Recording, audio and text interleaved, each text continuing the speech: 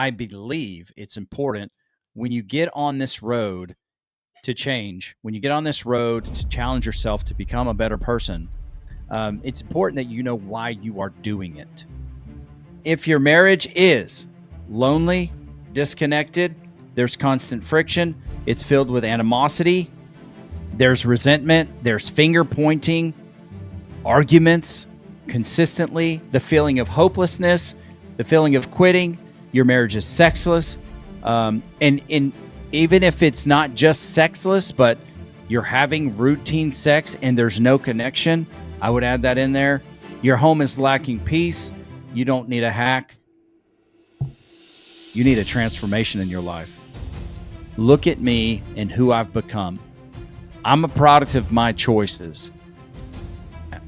Now I'm aware of it. So now if I'm aware of it, I'm doing what I'm doing on purpose. It's intentional. So if I stay obese and unhealthy, it's intentional. If I stay in a place where I'm emotionally explosive, it's intentional. If I stay in a place where I lack confidence, where I have a sense of I'm not good enough, and so on, go the challenges that I faced, now I'm doing it intentionally. If you don't have a roadmap, if you don't have some sort of guide in front of you to tell you this is what I'm aiming at, then you will be aimless. And if you're aimless, you have no target. So effectively, you're just going to be going in a random direction based on how you feel for the day. There is something that you need to be aware of, and this is something that Coach Rita did teach us, and that is that you can do so much self-development that you develop yourself right out of your relationship. So the prayer was, Father, I don't know what Jeannie's heart is for her, but what is Jeannie's heart for Jeannie? And Father, what is your heart for her? What are the things you've called her to? What have you created her to be? And who have you created her to be?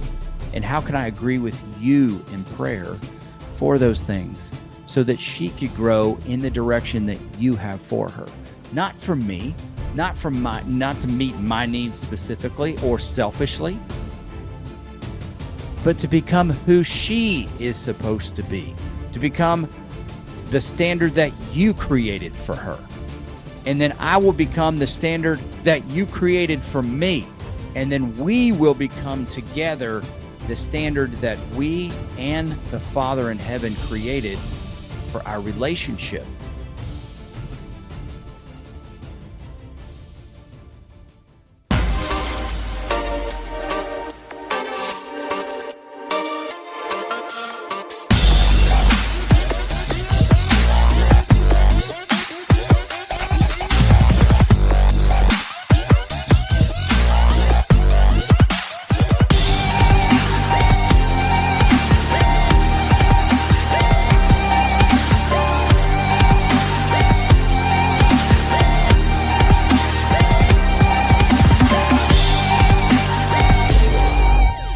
If you didn't know already, my name is Quincy Moran. This is Man vs. Marriage, and I'm in the Moran family studio with my wife, Jeannie Moran.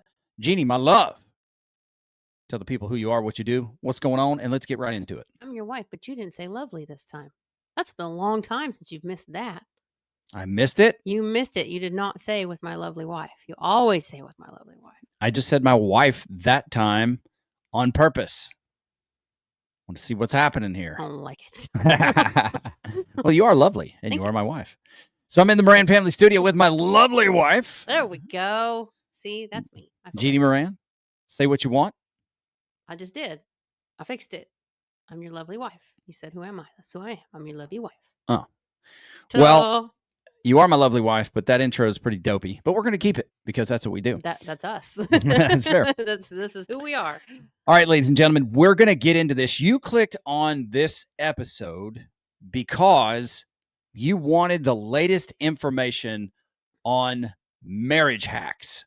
And we are here to bring you, to give the people what they're looking for. Now, Before that, I want to ask you, the listener. Jeannie has already been asked this question, so do not answer, my lovely wife. What is the number 200 million? What does that number make you think about? And before you say it, no, it is not what's in my bank account yet. Okay. Or the studio would be in a little better shape. You know what I'm saying? Get a lot bigger chunk of land, that's for sure. That's a fair point.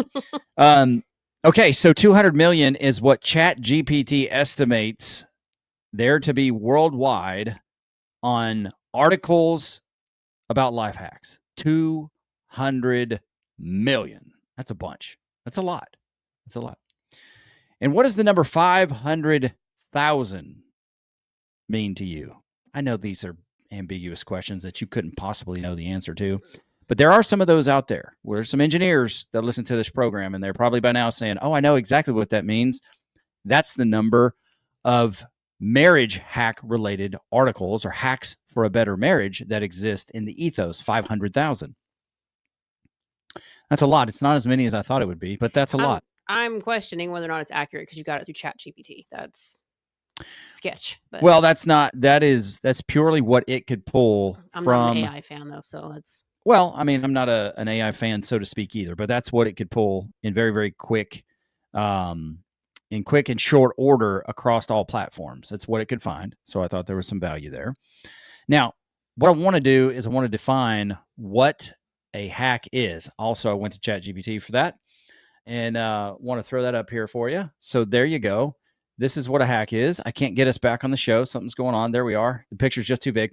All right, here we go. That's what you said. Can't see my face because it's covered with a picture. And don't say that either. Oh, man, I walked right into that one. Mm-hmm. Okay. A life hack is a simple, practical tip or technique designed to make everyday tasks easier, more efficient, or more effective. Key aspects of the term hack in this sense: improvised or clever. It usually involves a non-obvious use of tools, habits, or knowledge, like using binder clips to organize cables. That's a pretty cool little hack. Many people do that now. Efficiency oriented. It's about saving time, effort, or resources. Accessible, often low cost, or something anyone can try with what they already have. I think that's a great thing about a hack. Everyday focus. Life hacks usually address common challenges: organization, productivity, relationships, health, cooking, etc. So, in closing, hack in this sense is a clever tip or trick that repurposes knowledge or resources to make life smoother. So, I mean, based on that definition, I think it's a great definition of what a hack is. But if there's 500,000 marriage hacks out there or more, up to 200 million life hacks in general to make us better people, why is it that since 1983 we have an approximate 40% divorce rate for first-time marriages? Because I call bullshit. Well, that's not necessarily true. You can have your own opinion. Why did I pick 1983? Because that's the year my parents got divorced. When I was 5, they got divorced. And so I wanted to see what was going on based on what my particular experience was. And so you can go back and get all other kinds of data. And I think divorce is public. It's public knowledge. Mm-hmm. So how we don't have anything more defined. But I would say 40%, 35 to 40% is pretty high. It's dangerously high, in my opinion. Now, depending on what you look at, 35% is great. If you're in Major League Baseball, 350 probably get you in the Hall of Fame. But this is not what we're looking at for marriage, culture, society. And the truth is that while there are many tools that can help you, here's the spoiler alert: there's no hack to having a better relationship. The truth is that you've got to do the work. You have to be intentional. You have to invest your time. If you don't, so what? You have a garage full of tools. You can have the greatest tools on the planet in the cleanest, most organized garage there is with the best toolboxes that money can buy. But if you don't actually go out and get the tools, then whatever you're looking to build, repair, or maintain, it's not going to do itself. So having the tools alone does not help you. The next thing I would say is you can have all the tools, but if you don't know how to use them and you take the tools out to your materials and then you try to build, to repair, or maintain something, you are likely going to frustrate yourself, and it's not going to end up being the product, or it's not going to end up being what you had in mind when you got started. It takes intention. It takes effort. It takes you doing the work. It takes you putting in the time. Here's something that drives me crazy with people. What? I don't know. I'm waiting for you to say it. It drives me crazy with people that you could be married for 10 or 15 or 20 years and create all kinds of problems in your relationship. And then you have the idea that because you got a marriage or life hack, that after 1 or 2 times of doing it or 1 or 2 years of doing it, everything is supposed to be better. Oh, even better. If you've been doing it, but your partner is not part of this thing that you've been doing. Like, let's say you're working on yourself, but if you're working on yourself, but you're not including your partner in, like, the marriage is 2 people. Well, here's the thing. You said that kind of snarky. I think you might be saying it directly about a situation. Well, yes and no, because it's not just one couple. That we've had a few where it's like, That's fair. well, I've been doing XYZ and he's not doing this. And you're like, did you ask him to do that with you? Like, it's great if you're going to a conference or you're going to meetings or you're meeting, if you're in a recovery program and you're going through your stuff, but you're not including your spouse in the fact that I'm in the recovery program and this is what we're talking about and this is what I'm supposed to be doing. And if you're not communicating that, you're just expecting the other person to just jump on board or to know what their role is in what you're doing. If you had gone to the gym and started working out with PJ and changing your diet and transforming your life and you didn't include me in that conversation, I would have never bought the food you needed. I would have never helped make the meals that you needed. I would have never stopped to ask questions about, is this okay for what you're doing, or check to see, are you okay because you dropped a lot of weight really fast and you started feeling sick. I wouldn't have known if you hadn't clued me in on what you were doing, so I know what you're doing. Well, here's another side, is if you did do it anyway, but you did it with animus in your heart, then animosity in your heart, then what good is it then? It's spiteful, in my opinion. It's spiteful, it's begrudging, and it's counterproductive to the energy of your relationship. That's the second time today I've gotten animosity wrong. I need to figure that crap out. You need to get out of my book stuff. I do need to get out of book mode for you. So with that being said, I want to ask you if any of these sound like your relationship. Now, it's most likely that you're here, that when you come upon this podcast, that there's problems in your relationship. Hey, guess what? Spoiler alert again. Gina and I have problems in our relationship. We're better now than we have ever been because we took the time, we put in the hard work, we were willing to stay the course and work through these things. And as we learned stuff about ourselves as individuals that we did not like, we had to take responsibility and ownership for that and then work our way through that in order to give ourselves an opportunity for a better relationship. So here's something that's tough, and then I'll read this list. It's tough when you want to transform your life because you're not happy with who you've become, and then your spouse is not on board with it. That can be very deflating. So how do you handle that? That's a rhetorical question at the moment, or a question that will get an answer soon enough. So that is something that we deal with, or that we try to work through with the people that we counsel or the people that we coach. We try our best to help them through that. When I decided to get healthy and get in the gym, it was not on Jeannie's radar. It was not on her priority list at that time. Now, there's been times where she has taken her health and she's made it a priority, and she's part of the genetically special people in the world that gets results much quicker than some of the rest of us lousy gene pool. But when she does, She's successful, and I'm proud of her for that. But if I want to do it and she doesn't want to do it, does that affect me? Does it give me an excuse not to go do it? No. Yeah, if I have an excuse on why I'm not going to do it, it's on me. It's not on you. Well, you can flip the script too. It's a simple example.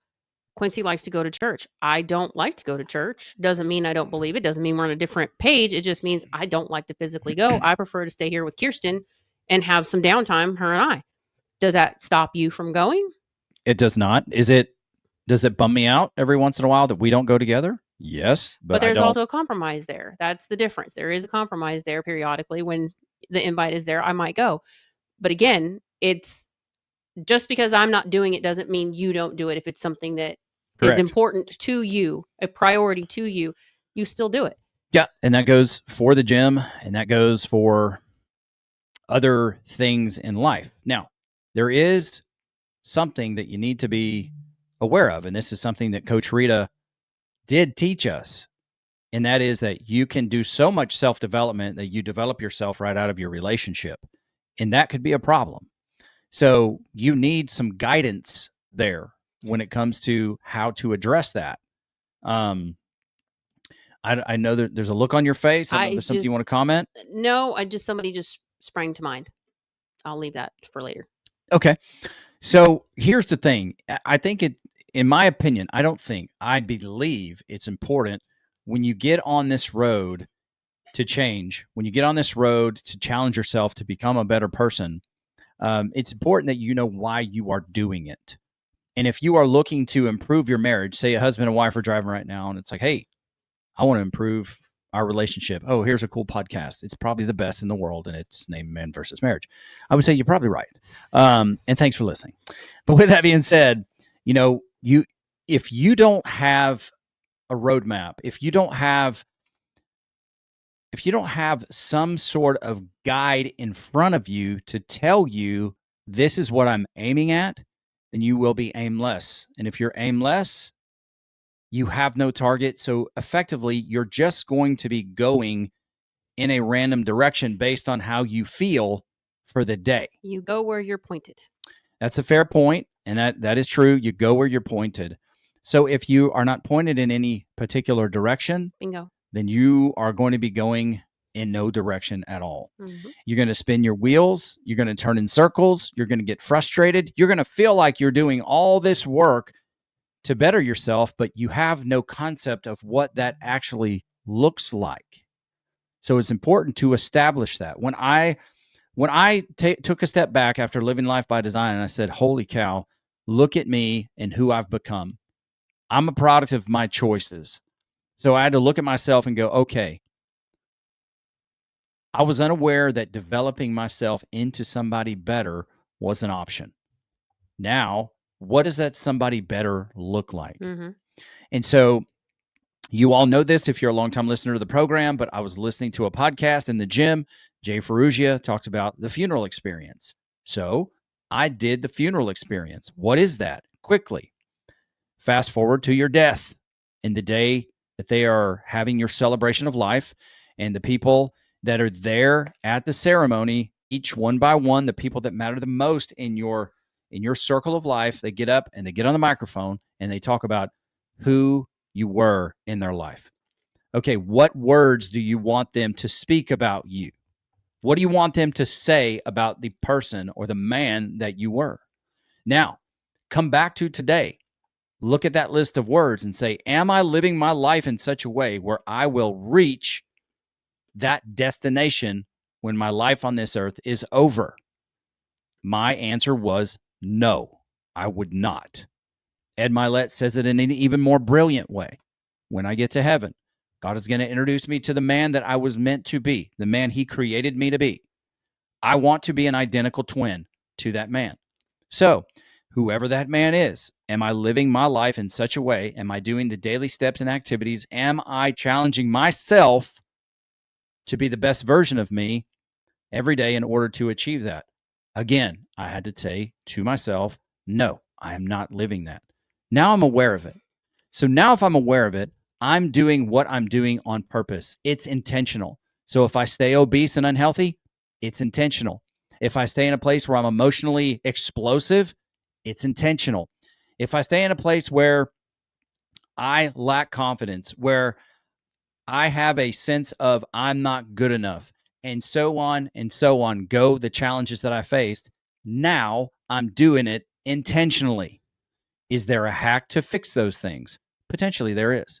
Because biblically speaking, you are to be transformed by the renewing of your mind. So yes, there are tips, there are tricks, there are hacks, there are principles that will allow you.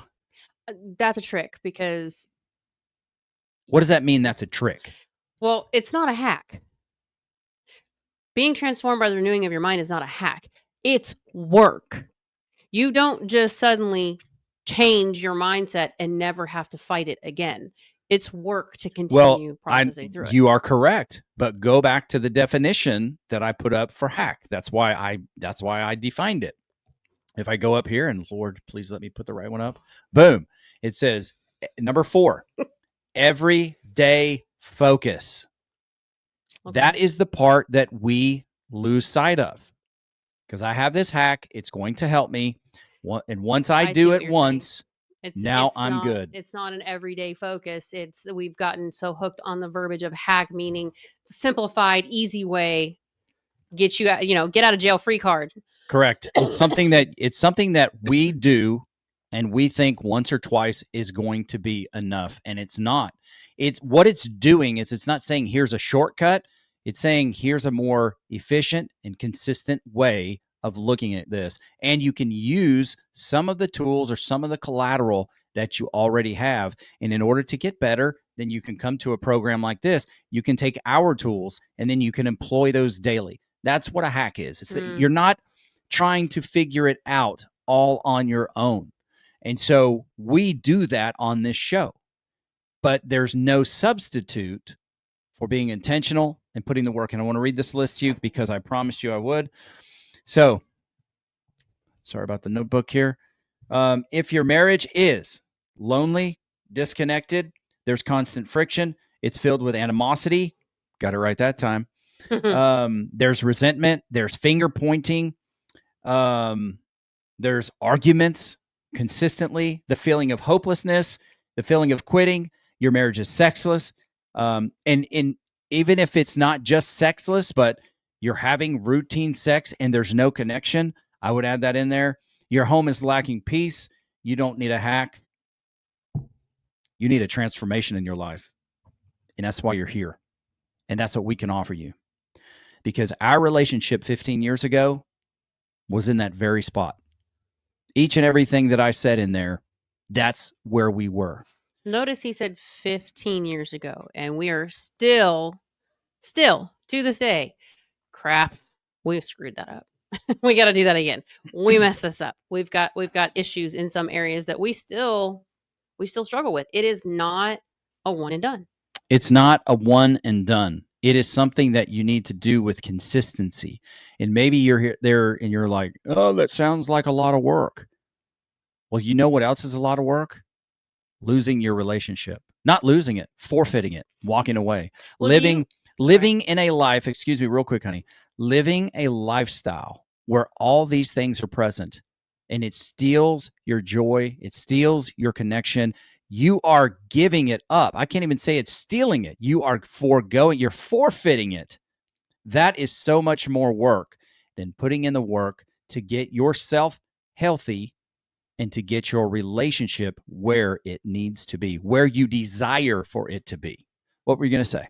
Well, I'm just thinking people who think that this is like, you go to 1 or 2 sessions, or, you talk to your coach a couple of times, or maybe we have a really good conversation and a great vacation weekend and everything's meshing really well. So everything's got to be better. Did you go to the gym one time and come home with muscles? I did not go to the gym once and get muscles. I did not start a diet on Monday and on Tuesday lose 100 pounds. Exactly. I mean, we teach our kids, and I know some people argue about this, but we teach our kids in school, it's repetition. You have to continue, you repeat. If we're going to teach them how to add and subtract, we repeat the action over and over and over. We use different variations of physical animated, we used to make our kids use those little counting bear things. We do multiple different versions of the same thing to make it stick so that they actually learn the process and it becomes second nature, where they can look at numbers on a piece of paper and go, oh yeah, that's 3 and 2. So when mom and I did this, it was 3 red bears and 2 blue bears. That's 5 bears. I know what that is. But if you don't do that process repetitively, intentionally, you're setting yourself up and you're setting your spouse up to sit here and think, oh, well, we had this great weekend. We had this great conversation. And I'm not going to say we have done this. We have done this. Okay. San Diego was our turning point. That was one of our greatest moments in our marriage. That's what solidified we were getting better and we were on the right path. But that one weekend did not fix everything.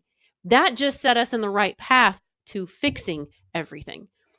But you can't think, oh, well, we had a great weekend in Vegas. We had a wonderful time. We did all these things. We connected. We didn't have any worries. We never fought once. Okay. And what happened when you got home? Did that momentum carry over? Or come Wednesday, we have an argument and we're right back where we started from because we didn't go back to talking it out, having a conversation, remembering different things that we discussed in that weekend specifically? Or did you just spend the weekend brushing everything under the rug and have time, and then when you got home, wasn't gonna still be. I didn't hear you because a video jumped in my ear. Could you say that last part? I said, did they just go on their weekend, sweep everything under the rug, have a great time, and then come home and expect that everything wasn't going to still be there? Correct. And a lot of times what I'll tell you is those family vacations and those great weekends, sometimes they don't turn out like you would expect them to. We've had some pretty messed up ones. So when it comes to this, one of the tools that is like a life hack, I guess you could say, is where you set your standard. You, bro, listening to this podcast, what is your standard? You, sister, listening to this podcast, what standard do you have in your life? And I love one of the things that Coach Saban, I love what he talks about. I love his mentality. Of course, yes, he's retired, but a lot of people talk about practice. Okay, practice makes perfect. Yakety yakety yakety. Well, Coach Saban's mentality was not practice until you get it right.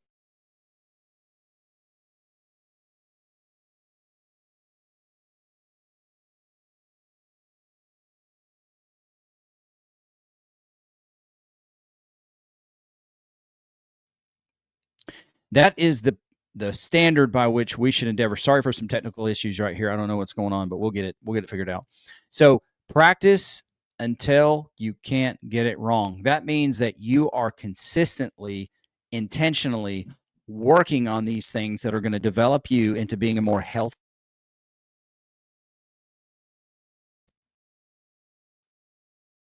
The box just jump off. Yeah, it's doing crazy things. It's going to help you develop into being.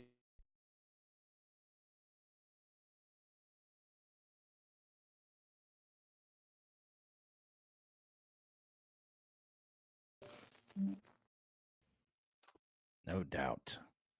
No doubt. Hopefully we got that. Hopefully we can edit through it.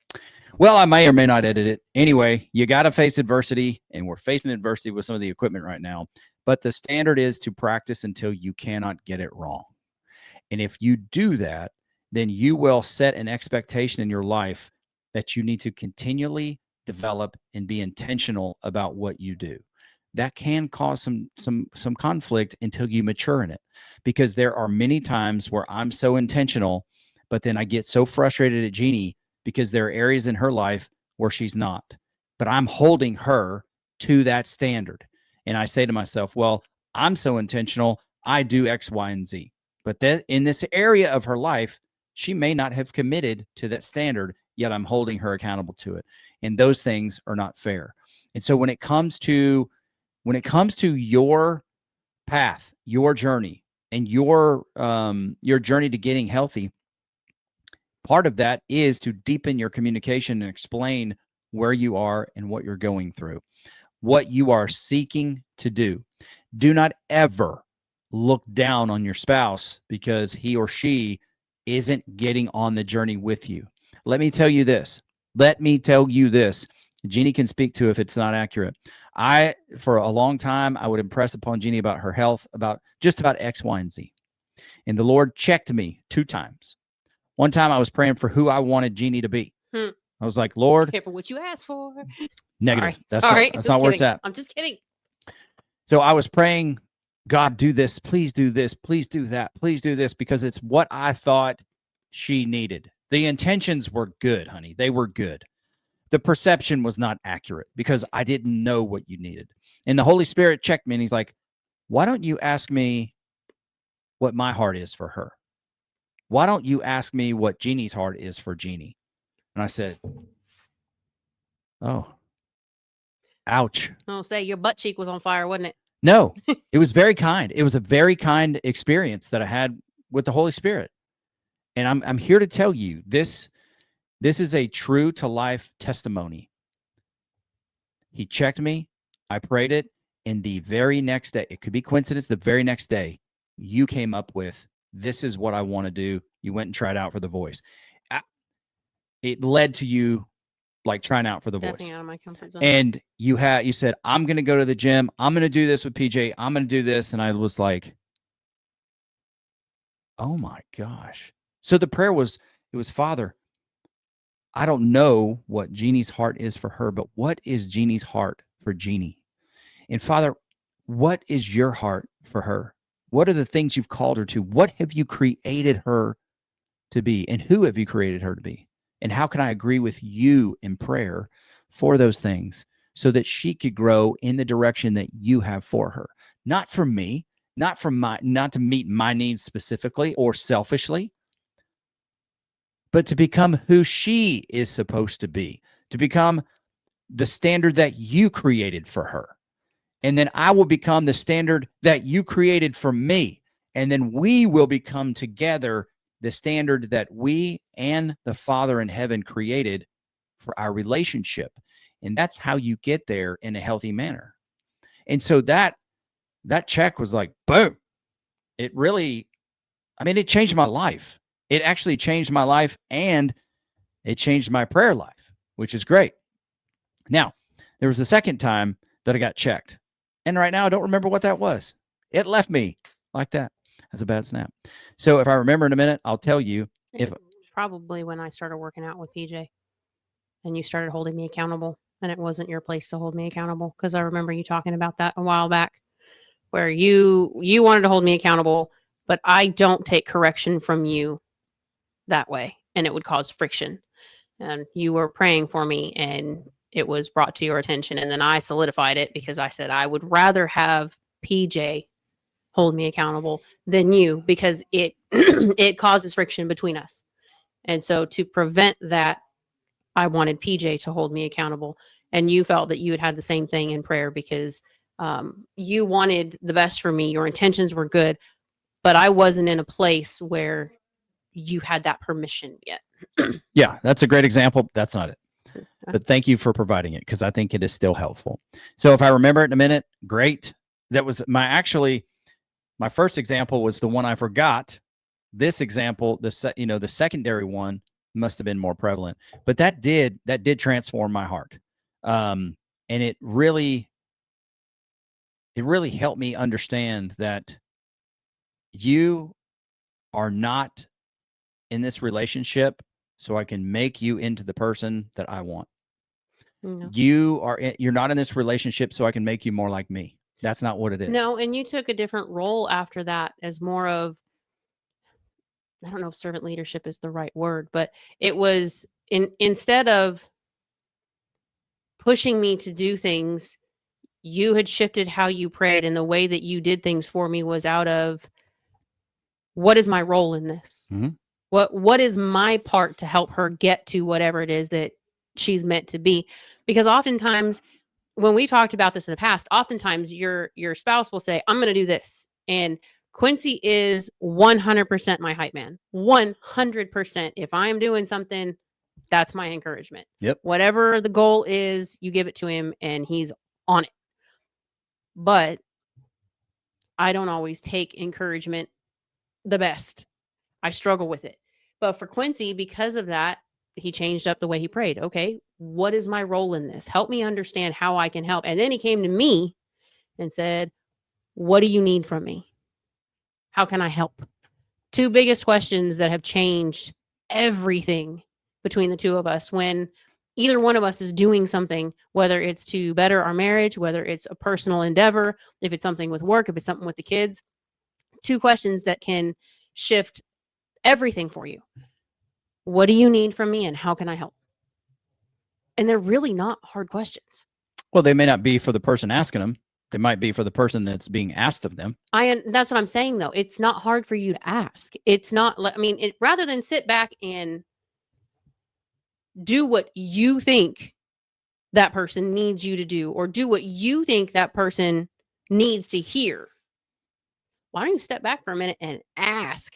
Mhm. Because if you're doing what you think that person needs, and it's like you trying to encourage me or to hold me accountable, as much as the intention is there, my heart wasn't going to receive it from you. Yep. In that moment, no, because to me, that's you showing disappointment. Even though you're encouraging me, to me, that is you pointing out things that I'm not doing right and you're disappointed in me. That's how I take it. Well, I think too, cutting you off there for a moment, forgive me.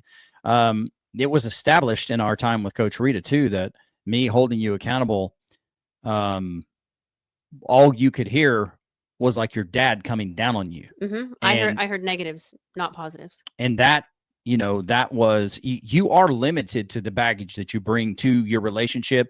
You're limited to the filters that you have, what you can see, how you can receive things. And so that's even more awareness that you get as you go along in the process. So let me wrap this up by just talking to you about some things that you can do to utilize as tools. And then if you implement them into your process of hacks, then it can be very successful. And it can be successful as long as you put a daily focus on it. One thing I want to make sure that I communicate to you is I want you to stop trying to find shortcuts, and I want you to go all in. And you may be saying, Quincy, for umpteen years, I've gone all in. I've gone all in with what I know to be all in. And I'm here to tell you that there's a chance that your intentions were correct, but your execution was very poor. How do I know that? Been there, done that, bought the t-shirt. Bought more than one t-shirt. Right. Okay. So what do you have the benefit of? You have the benefit of all my mistakes, all of Jeannie's mistakes, which are probably more than mine, but I just want to put that out there on the record.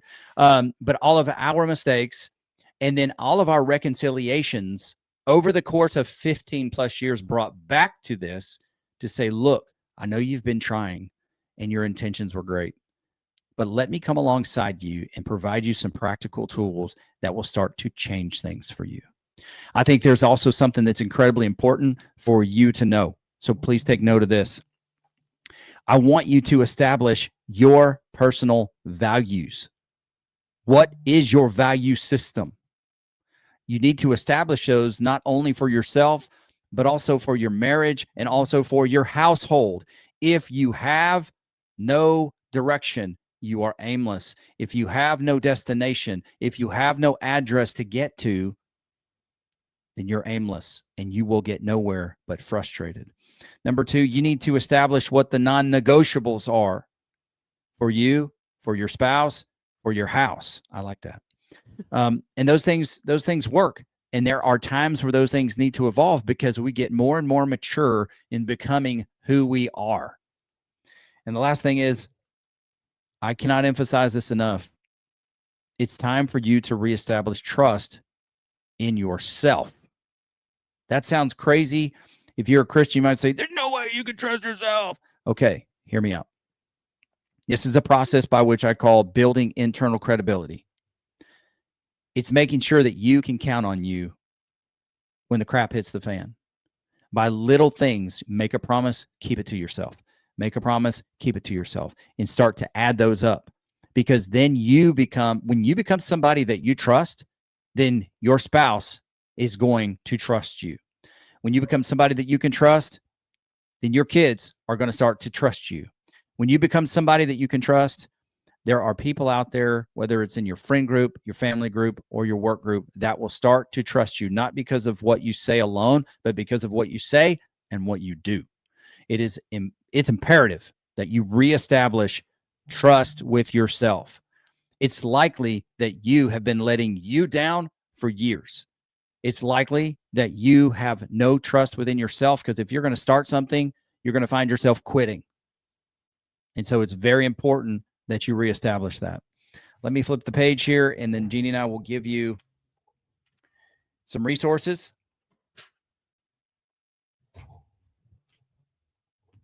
So here's a few things that are going to help you. I hope you have a pen and paper. I'm going to put some show notes in here, but I hope you have a pen and paper somewhere. Do not drive and write. I've done it way too many times. Don't do it. The episode is here for you, so come back to it. Mark the time on the clock. But number one, you need to define, if you're looking for a hack and you're looking to improve your marriage, but your marriage, if there are tones or notes or many of the things going on in the paragraph that I read you, there's a disconnect. And so Jeannie provided this. Define the disconnect. Is it infidelity? Is it a lack of communication? Is it silent expectations? Is life overloading you? Is life overriding love? I think that's a good way to put it. That's great. What it says. Is it overriding love? Because sometimes we get so bogged down with the voices of life that we ignore the people that we're supposed to be doing life with. That is so true. You get in survival mode.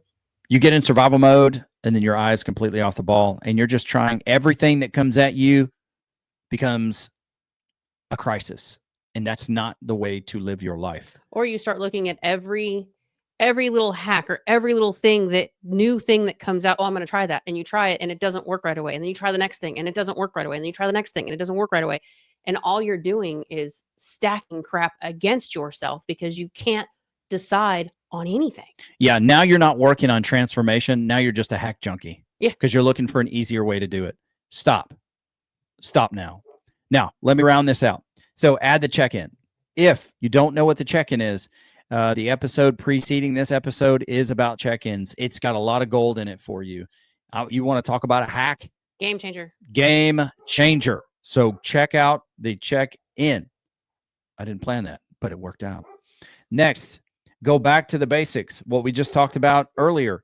You need to define what your values are. Part of defining what your values are is, do you understand what your needs are? If you do not understand what your needs are, we invite you to go check out the love language. Take it for free. I'm pretty sure it's still free. If it's not, there's one location that they charge for it. There's another one that's free. So you have to kind of research it because the one that costs money pops up first. But there is a free version of the test. I believe it's through Gary Smalley's. Let me say this. You don't want to pay for the test. Look around your vehicle or your house. Do you have Starbucks, Dutch Brothers, Caribou Coffee? Do you have energy drinks sitting around? Do you have fast food containers around? If you do, there's no excuse not to pay for it. You can be mad at me. You've got the email address. Email me and cuss me out. It's fine. But if you want to prioritize what's going to make you better, then go pay for the freaking test. It's that simple. You don't like that? I still love you. Go pay for the test. You'll be happy you did. It's going to enrich your life. It's an investment. It's not an expense. It's an investment in your relationship. It's an investment in you. And what's the good thing about investments? They have a return. They do have a return. I love that. Okay, finally, 2 questions. And the 2 questions that you have here, what do you want? What does it look like? Now, look, I'm going to add a nuance to that. Before you decide what you want and decide what it looks like, I'm going to ask you this. What do you have? I think that is very important to establish what you perceive that you have, both on the good and then the not so good. So, what do you have? What do you want? And what does it look like?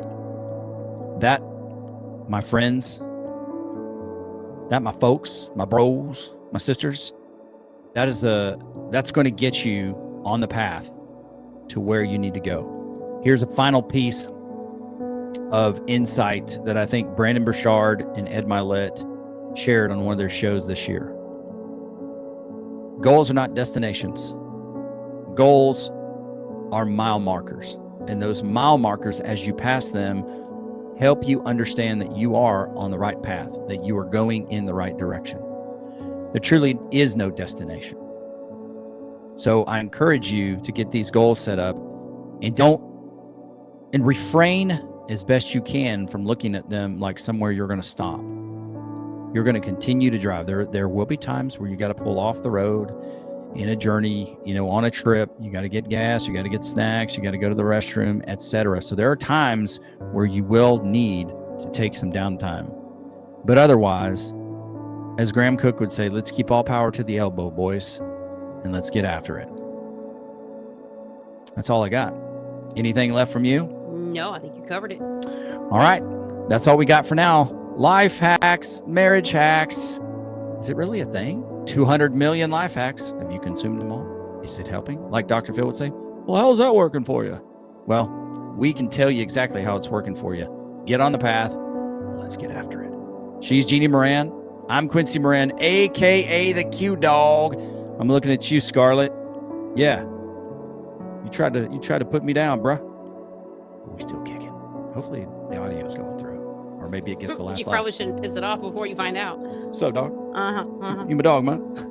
All right, ladies and gentlemen, that's it for now. We hope to see you at quincymoran.com. Email me, quincy@mvsmpodcast.com, and we'll meet you there. Until the next time, this is Man vs. Marriage, the podcast.